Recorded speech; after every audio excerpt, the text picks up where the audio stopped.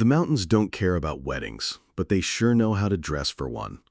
Sunrise spills peach and gold across the blue ridge, fog lifting from the valleys like morning prayers. I watch from the groom's suite window as vendors unload crates of wildflowers, mason jars full of black-eyed Susans and Queen Anne's lace that'll make the barn look like something out of a magazine Harper's been saving on Pinterest. My name's Mason Carter, and in 4 hours, I'm getting married. Right now, though, I'm practicing the hardest conversation of my life in front of a bathroom mirror that's seen better days. Dad, I know we haven't... I'd like... I shake my head and start over. Rick, would you walk me in today? I know it's not traditional, but... The door rattles with a knock that could wake the dead. Mr. Mason? Comes a teenager's voice. I got Juniper like you asked. Before we jump back in, tell us where you're tuning in from. And if this story touches you, make sure you're subscribed because tomorrow I've saved something extra special for you. I open up to find Casey, the 17-year-old who's been dog-sitting my rescue hound all week. Juniper, all legs and floppy ears and worried brown eyes, bolts past Casey's knees and plants herself at my feet like she's claiming territory. She's been pacing all morning, Casey says, pocketing the 20 I hand over. Dogs know when something big's happening. After Casey leaves, I kneel down and scratch behind Juniper's ears. She found me during a thunderstorm 3 years ago, half-starved and skittish as hell. Took weeks before she'd let me touch her without flinching. Now she won't let me out of my sight when she senses I'm rattled. You feel it too, girl? I murmur. She leans her full weight against my shin, 60 pounds of borrowed courage. Across the courtyard, I can see Harper through the bridal suite window. She's got that focused look she gets when she's color-coding lesson plans or arranging art supplies by height. Deshaun, DJ, the venue manager who runs this place like mission control, is pointing at something on his clipboard while Reverend Aisha nods along. They're probably going over the ceremony timeline for the 15th time. Harper thought for this whole setup, the groom walking in first, then her. It's your healing too, she'd said when I worried it was too weird, too much like I needed my hand held. You get to choose how you want to enter this marriage. That's Harper. She sees things I'm too close to see, like how I've spent 30 years trying to make myself small enough to fit whatever space my family would give me. A soft knock interrupts my thoughts. Honey? Maylane's voice carries through the door. Harper's mom, who's somehow become the mother I wished I'd had. Brought you something? I open the door to find May holding a perfect white boutonniere, her florist hand steady despite the early hour. Nervous? She asks, pinning it to my lapel with the efficiency of someone who's done this 1,000 times. Some. Good. Means it matters. She steps back, studies her work. You know, Mason, you get to choose what love looks like today. Don't let anyone tell you different. There's weight in those words, like she knows exactly what I'm planning to do and why it scares me. May's got that way about her, sees the truth even when you're trying to hide it from yourself. Thanks, May. She squeezes my shoulder and heads back towards the chaos of final preparations, leaving me alone with Juniper and the question that's been eating at me all morning. What if he says no? By 10:30, guests are trickling into the orchard like water finding its level. Aunts I haven't seen since Christmas, Harper's teacher friends clutching mason jars of sweet tea, my coworkers from the solar company looking uncomfortable in their Sunday best, the kind of crowd that makes you remember why most people elope. DJ's got everything running smooth as clockwork, directing traffic, testing the sound system, making sure Mrs. Nguyen finds her seat in the shade. She raised me on pho and life advice when Mom worked double shifts at the hospital, and seeing her here makes my chest tight with something I can't name. Mic check, A.J. Parker's voice crackles through the speakers. He's Harper's favorite student, 8 years old with a speech impediment and enough heart to power the whole Blue Ridge. Harper convinced him to be our ring bearer to boost his confidence, and right now he's gripping that microphone like it might fly away. Can everyone hear me? AJ asks, and when the crowd responds with encouraging raves, his gap-toothed grin could light up Nashville. Good. So, um, I got a question. Who's walking Mr. Mason? Because Mrs. Harper is walking by her mom, but I don't see... The question hits the air like a stone through glass. Conversations stop mid-sentence. Heads turn. And suddenly every eye in the orchard is on me, standing there in my pressed khakis and boutonniere, feeling like I'm 8 years old again, and everyone's waiting for me to explain why I broke something. This wasn't how I planned it. I wanted to ask Rick privately, give him room to say no without an audience. But AJ's innocent question has just lit the fuse on something I can't take back. My father, Rick, is sitting in the second row, stiff as a board in the Navy suit Mom probably had to drag him into. His face goes through about 6 different expressions before settling on something between confusion and dread. The smart thing would be to laugh it off, make some joke about modern weddings, keep the peace like I always do. But Mallory's words echo in my head. You get to choose what love looks like today. So I walk to the microphone, my legs feeling like they're made of sawdust, and clear my throat. Actually, AJ brings up a good point.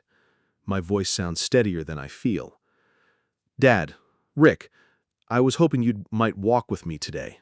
I know it's not traditional, but... I meet his eyes across 20 feet of grass and 30 years of careful distance. I'd be honored if you'd stand with me. The silence stretches like taffy. Someone coughs. A blue jay calls from the apple trees. Rick's face has gone pale as August moonlight. When he speaks, his voice carries clear across the orchard. I won't play at something that isn't true. The words land like a slap. Murmurs ripple through the crowd. Confusion, embarrassment, the sharp intake of breath that comes when someone says the quiet part out loud. Mom's face goes white as her dress. Grandpa Walt grips his cane so hard his knuckles show bone. Rick stands up, that mechanical way he moves when he's decided something, and walks toward the parking lot without looking back. DJ appears at my elbow like he materialized from thin air. Folks, let's take a quick 5-minute pause, he announces, somehow making a train wreck sound like a planned intermission. Cider bar's open, restrooms are that way, and we'll be starting shortly. But I'm already moving, heading for the space behind the barn where no one can see me fall apart. The space behind the barn smells like old wood and apple mulch, stacked crates creating a maze of shadows where a man can disappear for a minute. I lean against the weathered boards, trying to remember how to breathe normally, when Juniper comes barreling around the corner like she's been shot from a cannon. Her leash is dragging behind her. Someone must have let her loose when she started whining. She plants herself against my legs, all 60 pounds of her, like she's trying to hold me together through sheer force of will. There you are. Javi's voice carries that particular calm he gets when he's switching into paramedic mode. My best man appears around the corner, still managing to look put together despite sprinting in dress shoes. Tessa's right behind me, and she's got that look. As if summoned, my sister rounds the corner with fire in her eyes. 24 years old and already tougher than most men I know, Tessa has never met a fight she wouldn't pick if it meant protecting someone she loves. I'm going to kill him, she announces, like she's discussing the weather. I'm going to walk out there and tell everyone exactly what kind of coward leaves his son standing at a microphone. Tess, no, Mason, no more making excuses for him. No more pretending his feelings matter more than yours. She's pacing now, hands gesturing like she's conducting an angry orchestra. You asked for one thing, one goddamn thing, to stand with you for 5 minutes. Javi puts a hand on her shoulder. Deep breath, hermana. We're not fixing this with a murder charge. Then what? The question comes out smaller than I intended. How do I go back out there and pretend this didn't happen? How do I... My voice cracks like I'm 13 again. Juniper whines and pushes harder against my knees. I sink down to her level, letting her nose find the spot behind my ear where she always checks when I'm falling apart. Hey, Reverend Aisha's voice cuts through the spiral. She appears with that quiet authority that makes even skeptics trust her. Breathing first, decisions second. She guides me through the kind of slow, deliberate breaths they teach you in grief counseling. In for 4, hold for 4, out for 4. Juniper's steady heartbeat against my chest becomes a metronome. Better, Aisha says after a minute. Now, you asked publicly because you knew he'd find a way to wiggle out if you gave him privacy, right? Smart. Painful, but smart. Shows you know who you're dealing with. She crouches down to my level. Question is, what do you need right now? Not what he needs, not what the crowd wants. What do you need? Before I can answer, footsteps crunch on the gravel behind us. Grandpa Walt rounds the corner, moving faster than I've seen him move in years, his cane tapping an urgent rhythm. Mason. His voice is rough with something I can't identify. Son, I need to talk to you. Alone. Javi and Tessa exchange looks. Aisha stands, brushing dirt from her knees. We can give you space, but I'm not going anywhere. Whatever this is, you don't have to carry it by yourself. Walt's eyes meet mine, and I see something I've never seen before. Fear. Not the everyday worry of an old man, but the bone-deep terror of someone who's about to lose everything that matters. Grandpa? There's something I should have told you years ago. Something about your father. About Rick. About... He takes a breath that sounds like it hurts. About me. The tool shed sits at the edge of the property like a confession booth made of weathered pine. Walt pushes open the door, and the smell hits me. Motor oil, rust, and something deeper. The scent of secrets kept too long. He closes the door behind us, shutting out the distant murmur of wedding guests and the sound of Juniper whining on the other side.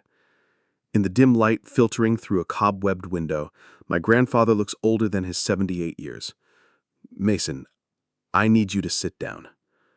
There's an overturned crate that'll have to do. Walt leans against the workbench, his cane forgotten, hands gripping the edge like he's holding on to the edge of the world. Your father, Rick, he's a good man. Better than me in ways that matter. But he's not your father.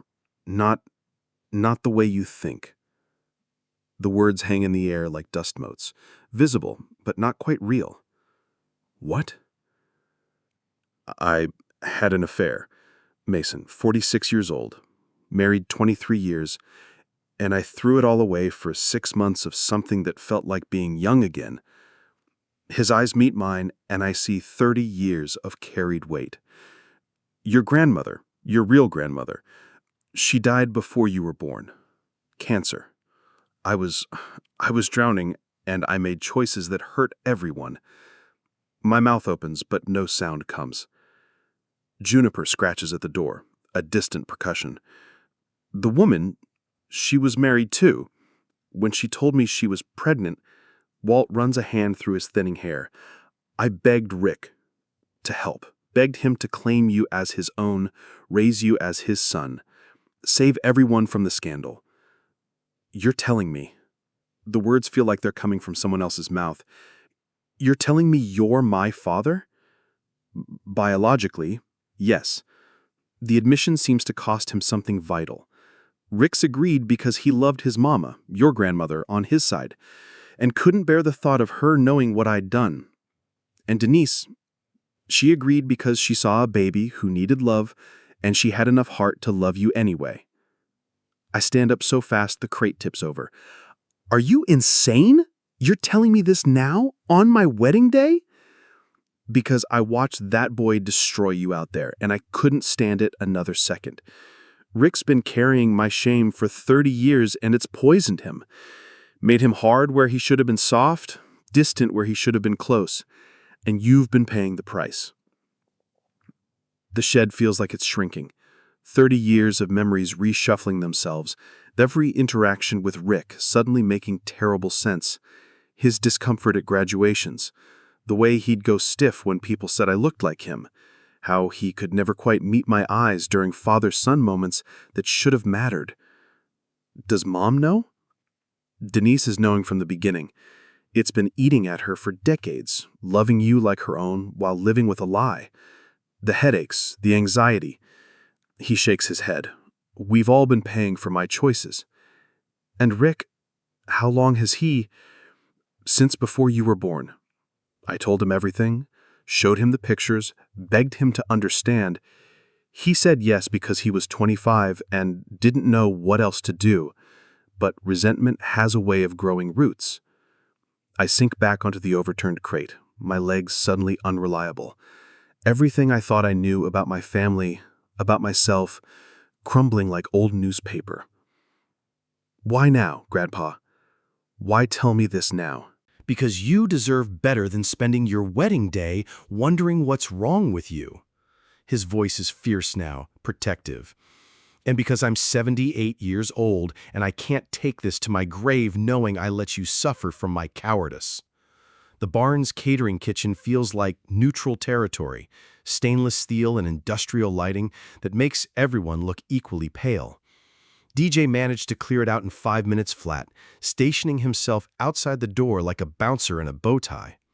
Through the small window, I can see guests milling around the cider bar, probably wondering if they should start making bets on whether there'll actually be a wedding. Telling and preparing this story took us a lot of time, so if you are enjoying it, subscribe to our channel. It means a lot to us. Now, back to the story. Reverend Aisha arranges us around the prep table like she's convening a peace summit. Me and Harper on one side, Walt and Rick on the other, Mom and Tessa flanking like reluctant diplomats. Javi leans against the walk-in cooler, arms crossed, ready to run interference if this goes sideways. We're going to tell the truth, Aisha says, cutting through the silence like a scalpel. All of it. No more managing each other's feelings. Harper's hand finds mine under the table, steady and warm. She hasn't said much since Walt's confession, but I can feel her processing, calibrating, deciding what kind of marriage she's willing to enter. Mom speaks first, her voice barely above a whisper. I've been carrying this for 30 years. Her hands shake as she folds them in her lap. When Walter told us about the affair, about the baby, Walter wanted to walk away. But I looked at this woman, this scared woman, and I thought about you, Mason, about what kind of life you'd have if everyone knew. So you decided to lie to me for 3 decades? I ask, the anger in my voice surprising even me. We decided to love you, Mom says, tears tracking down her cheeks, but love got tangled up with shame, and shame made us stupid, made us think silence was protection. Rick sits like a statue, jaw clenched, staring at a spot on the table. When he finally speaks, his voice sounds like gravel. I tried to be your father. I tried to... He stops, shakes his head. Every time I looked at you, I saw his mistake. And I know that's not fair, but knowing something isn't fair doesn't make it stop happening. Tessa slams her palm on the table. So you punished him for your father's choices? For 30 years? I provided. Providing isn't parenting, Harper says quietly, but her words cut through Rick's defense like butter. Mason spent his whole life wondering what was wrong with him, why he couldn't earn your approval, and you let him. The silence stretches until Walt clears his throat. It was my choice that started this, my affair, my begging, my cowardice when I should have faced the consequences. Rick was 25 years old and I put him in an impossible position. And I've been angry about it ever since, Rick admits, the words seeming to cost him. Angry at him, angry at the situation, angry at myself for agreeing. And somehow, all that anger, he finally looks at me, it made me forget you were just a kid who needed a dad. Reverend Aisha leans forward. So what now? Mason, Harper, this is your day, your choice. We can proceed with a statement of truth, we can postpone, we can do private vows later, but I won't marry you into a lie. Harper squeezes my hand, then releases it. I'll only marry someone who's free to tell the truth, even if it's messy, even if it hurts, especially then. I look around the table at these people who've shaped my life, some with love, some with fear, all with consequences that ripple out like stones in still water. I need to talk to both of them, I say, nodding toward Rick and Walt, alone, before I decide anything. The orchard fence line sits at the property's edge, where the manicured wedding venue gives way to wild Virginia countryside. Blue Ridge Mountains roll out like a rumpled quilt, and the air smells of honeysuckle and possibility. It's the kind of place where hard conversations should happen, big enough to hold the truth, quiet enough to hear it. Rick and Walt stand about 10 feet apart, like opposing chess pieces. I position myself between them, feeling oddly like I'm mediating my own life. I need both of you to understand, I start, surprised by how steady my voice sounds. I'm done being collateral damage for choices I didn't make, done tiptoeing around everyone else's feelings while mine get trampled. Walt nods immediately. Rick's jaw tightens, but he doesn't look away. Fatherhood to me isn't about biology. It's accountability plus care. It's showing up when things get hard, not disappearing when they get complicated. I look directly at Rick. You provided for me, and I'm grateful, but you never let me know you, and you never tried to know me. You did what was easiest, I interrupt.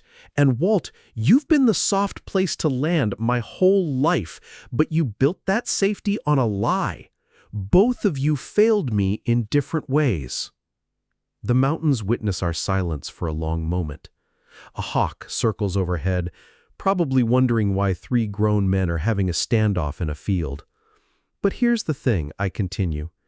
I'm getting married in an hour, and I get to decide what that looks like. Not you, not the guests, not 30 years of family shame. Me. I turn to Walt first. If you want to stay in my life, and I hope you do, you're going to make this right. Public apology to Rick and Mom first. Not because they're perfect, but because your choices hurt them too. Then a real conversation with me about who you are beyond the grandfather role. No more stories and riddles, no more protecting me from uncomfortable truths. Walt's eyes fill, but he nods. I can do that. I will do that. And you? I face Rick squarely. If you can stand at that microphone and tell everyone, not me, everyone, that you're proud of me without conditions or caveats, then you can stand with me for the ceremony. But if you can't do that, if you can't affirm me publicly the way you humiliated me publicly, then you need to leave. Today. Rick's face cycles through expressions like storm clouds. I'm asking you to choose. Pride or relationship. The lie or me. My voice stays level, but my heart hammers against my ribs. Because I'm done begging for crumbs of affection from someone who agreed to be my father, but never actually wanted the job. The words hang in the mountain air like a thrown gauntlet. Rick stares at his boots, hands clenched at his sides. Walt watches both of us with the expression of someone who's finally seeing the full cost of his choices. And if neither of you can do those things, that's fine too. I'll have Javi and May and Mrs. Nguyen and anyone else who actually chose to love me walk me partway down that aisle. Then I'll walk the rest by myself, because I'd rather be alone and honest than accompanied by people who see me as a burden. Rick's face looks up sharply at that, something flickering across his face that might be hurt or might be recognition. DJ moves through the wedding chaos like a conductor directing an orchestra that's forgotten half its sheet music. While I've been having the hardest conversations of my life behind barns and along fence lines, he's somehow managed to keep 60 guests from turning into a mob. The cider bar is doing steady business, and someone started an impromptu cornhole tournament near the parking area. "You good?" he asks when he finds me adjusting the sound system. His calm is the kind you earn in crisis situations, and right now, it's keeping my whole world from spinning off its axis. Getting there, I watch him rearrange chairs, creating space for what's about to become a very different kind of ceremony. Think you can handle one more curveball? Brother, after 3 military deployments and a wedding where the groom's ex showed up in white dress, wielding a leaf blower, I can handle anything. Reverend Aisha appears at my elbow with Harper in tow. My bride-to-be looks steady but determined, like she's made her peace with marrying into a family that specializes in emotional explosions. "We're doing this?" Harper asks. "We're doing this, just differently than planned." Good. I was getting tired of pretending everything was fine. She straightens my boutonniere, which has somehow survived the last hour intact. "May says she's ready to walk with you if you want, Mrs. Nguyen too." Before I can respond, Walt appears from the direction of the family seating area, moving faster than I've seen him move all day. His face is flushed, but there's something lighter in his expression, like a man who's finally set down a weight he's been carrying too long. "Did it," he announced. "Told Rick and Denise everything, the whole truth, no sugarcoating. Asked for their forgiveness." He paused, catching his breath. Rick listened. Didn't say much, but he listened. "And Mom?" Cried, hugged me, said she was tired of keeping secrets. 30 years, Mason. 30 years of poison, and it took 5 minutes of honesty to start cleaning it out. Reverend Aisha steps up to the microphone, and the scattered conversations gradually quiet. She has that way about her. Speaks, and people listen. Like she's channeling something bigger than herself. "Friends and family," she begins, her voice carrying clearly across the orchard. "Today has reminded us that families are complicated, beautiful, messy things. Sometimes love looks like protecting secrets, and sometimes it looks like telling the truth that sets everyone free. We are going to begin this ceremony with honesty, not because it's comfortable, but because it's necessary." I watch the crowd's faces shift from confusion to curiosity to something approaching understanding. Mrs. Nguyen nods approvingly from her shaded chair. May wipes her eyes with the back of her hand. AJ clutches his ring pillow and whispers to no one in particular, "We can still do it, right?" Harper squeezes his shoulder. "We're choosing a better start, sweetheart." Walt steps forward, his cane tapping against the wooden platform. When he speaks, his voice carries the weight of decades, but also the lightness of relief. "I owe some folks an apology," he begins, and I see Rick in the crowd, stone-faced but present. "And this young man deserves to walk into his marriage carried by people who chose to love him, not people who felt obligated to." The mountains seem to lean in, as my grandfather begins to dismantle 30 years of careful lies with the simple, dangerous act of telling the truth. The orchard aisle becomes something I never expected, a living testament stretching between apple trees heavy with late spring blossoms.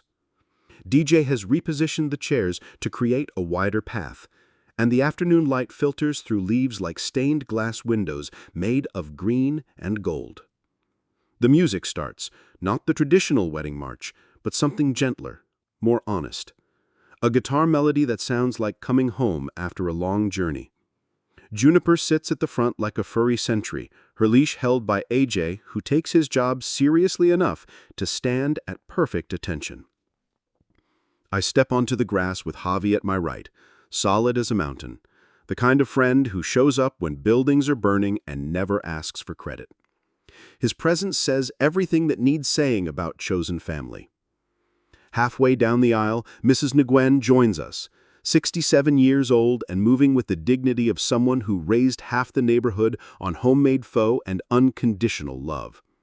Her weathered hand slips into mine, and I hear her whisper, "Love is who shows up, child. Always remember that." May appears next, Harper's mother, who somehow became mine too. Her florist hands are gentle but sure, and when she smiles at me, it's with the fierce pride of someone who chose to see me as worthy before I learned to see it myself. Finally, Walt joins our small procession, my grandfather, my biological father, the man who broke everything and is trying to put it back together one honest step at a time. His cane taps against the grass in rhythm with our heartbeats. At the halfway point, I stop. Release each hand with a quiet thank you, and face the gathered crowd. My chosen family steps back, giving me space but staying close enough to catch me if I fall. 60 faces look back at me, some curious, some concerned, all waiting to see what happens when a man decides to tell the truth on his wedding day. Today, we begin in truth, I say, my voice carrying farther than I expected. Fatherhood for me is who shows up with accountability and care. It's not about blood or biology or the names on certificates. It's about choice, the choice to love someone even when it costs you something. I scan the crowd until I find Rick, standing in the back like he's ready to bolt. Our eyes meet across 30 feet of grass and 30 years of carefully managed distance. Dad, Rick, if you can tell these people you're proud of me, without conditions or explanations, then I'd like you to walk these last few steps with me, not because you have to, but because you choose to. The silence stretches like held breath. A bee buzzes lazily between the apple blossoms. Someone's stomach growls audibly, and AJ giggles before catching himself. Rick's face works through a dozen emotions. His hands clench and unclench at his sides. For a moment, I think he's going to turn and walk away again. Then, in a voice rough as sandpaper, but clear as mountain air, "I am proud of you, son." He takes 3 steps forward, then stops in front of me, places my hand over his heart for just a moment, the first intentional touch I can remember in years. Then he steps aside, releasing me to finish the walk alone, complete and free. Reverend Aisha's voice carries the weight of the morning's honesty. We gather not as witnesses to perfection, but as companions in the brave work of choosing love, even when it's complicated. Harper speaks first, her teacher's voice clear and unwavering. "Mason, I promise to choose honesty even when it costs us comfort, to build a home where silence never wins over truth, to love you not despite your complicated family, but because of how you've learned to love in the midst of it." My turn. The words I've been rehearsing all morning feel too small now, but they're mine and they're true. Harper, I promise to break the patterns that broke me, to build a family where showing up matters more than looking good, to love you with the kind of transparency that makes secrets impossible. The rings feel heavier when AJ delivers them, like they carry the weight of this morning's courage. His gap-toothed grin could power the whole Blue Ridge as he whispers, "I did it perfect, right?" "Perfect," Harper whispers back. Reverend Aisha lifts her hands, and I swear the mountains lean in to listen. "By the power vested in me, and witnessed by those who chose you, and those who learned how to choose you today, I pronounce you married in truth, married in daylight, married in the full knowledge of who you are." The kiss tastes like apple blossoms and new beginnings. When we break apart, Juniper barks once, sharp and celebratory, and the crowd erupts into the kind of applause that sounds like relief. We recess hand in hand past faces that reflect everything from joy to bewilderment to something approaching understanding. Mom reaches for me as we pass, and when I pause to hug her, she whispers, "I'm sorry we waited so long to tell the truth." We're telling it now. That's what matters. The mountains watch us walk toward whatever comes next, carrying the weight of honesty and the lightness of finally being known. The barn glows amber in the late afternoon light, filled with the satisfied chatter of people who've witnessed something real. DJ strung lights between the rafters that twinkle like stars, and the band plays gentle bluegrass that makes even the most awkward conversations feel manageable. Javi's toast brings the house down. When the room fills with smoke, who carries you out? That's your real family right there. He raises his mason jar of bourbon to Mason and Harper. May you always know who shows up when stuff's on fire. The applause is warm, knowing. Even Rick manages a smile from his corner table. Walt finds me during the dinner break, his face carved with new lines, but somehow lighter. I called a counselor today. Made appointments for Rick, Denise, and me. Separately first, then together if they're willing. His voice is steady, purposeful. And I'm writing letters to the extended family. Full disclosure. Time to stop letting shame run the show. Later, as couples swayed to a slow song, Rick approaches like walking through quicksand. "Coffee next week?"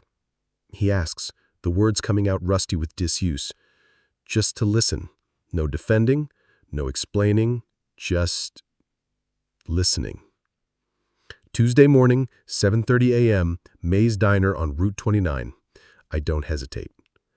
But Rick, boundaries matter now. This isn't about going back to how things were. He nods. Relief and fear warring in his expression. I understand. Harper and I slip outside as the sun touches the mountain peaks, Juniper at our heels. The orchard stretches around us, peaceful in the golden light, and I realize this is what home feels like. Not perfect, but honest. Not easy, but true. "So," Harper says, leaning against my shoulder, "think our kids will believe us when we tell them about today?" "They'll have to," I say, watching the mountains hold their ancient silence. We're done with family secrets. Juniper settles at our feet with a contented sigh, and the Blue Ridge witnesses our first promise as married people to choose truth, even when it's inconvenient, especially when it matters. Up next, we have 2 more incredible stories that are waiting for you. Just click the image you want to watch, and it will take you there. If you enjoyed this video, make sure to subscribe. It would mean a lot.